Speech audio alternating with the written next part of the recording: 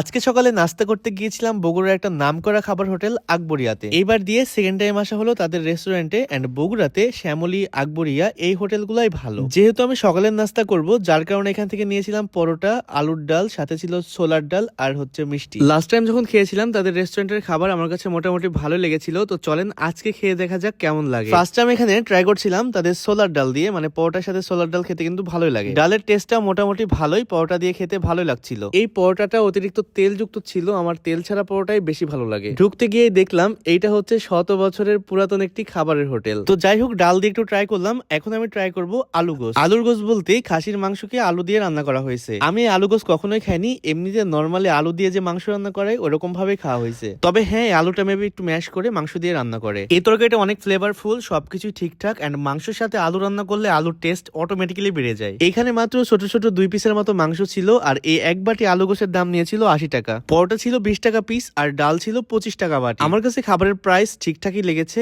And এই আলু গোসের কথা যদি বলি, এটার টেস্টও আমার কাছে খুবই ভালো লাগছে। আর পরোটা দিয়ে মাংস, আলু এগুলো খেতে তো ভালোই লাগে। তবে আমরা হোটেলের ভিতরে যেখানে বসছিলাম ওইখান থেকে খুব একটা ব্যাড স্মেল আসতেছিল। খাবারের মান ঠিকঠাক থাকলেও একটা জিনিস আমি নোটিস করলাম, এরা খুব একটা হাইজিন মেনটেন করে না। আমরা টেবিল চেয়ারে বসে খাচ্ছি আর নিচে ফ্লোরে দেখি তেলাপোকা ঘুরতেছে। আমি আসির জন্য এরকম হয়েছে না, মানে এরকমই আমি জানি না অ্যাকচুয়ালি। এরপরে ট্রাই করছিলাম রসগোল্লা, এটা ছিল ছানার রসগোল্লা, যেটা দাম নিয়েছিল 40 টাকা করে। এন্ড মিষ্টিটাও মোটামুটি ভালোই খেতে। আমি একটু হাইজিন নিয়ে কথা বললেও এদের খাবারের মান কিন্তু খুব একটা খারাপ না। আমি যা বুঝলাম মোটামুটি এদের হোটেল এক নামে সবাই চিনে, আর মোটামুটি ভালোই সেল হয় এদের খাবার। মিষ্টিটা আহামরি মিষ্টি না, মানে অনেক কড়া মিষ্টি না, একদম সফট মিষ্টি, খেতে ভালোই লাগছিল। আর পরোটা দিয়ে খেতেও কিন্তু দারুণ লেগেছে আমার কাছে। এছাড়া বগুড়ার কোন কোন হোটেলে ভালো খাবার পাওয়া যায়, আই মিন বাংলা হোটেলে কোন কোন ফেমাস খাবার পাওয়া যায়, সেগুলো একটু কমেন্ট করে জানাবেন। আমি বগুড়াতে আসি এন্ড সময় পেলে ট্রাই করে যাব। খাবার খাওয়া শেষ করে আমি এখান থেকে একটু রং চা খেলাম। দুধ চা খেলে আবার শরীর খারাপ হতে পারে, যার কারণে একটু করে রং চা খেয়েছি। আর আমাদের মোট বিল এসেছিল 310 টাকা। তো এই ছিল আমার আকবরিয়া রেস্টুরেন্টে সকালের নাস্তা। দেখা হচ্ছে নেক্সট ভিডিওতে।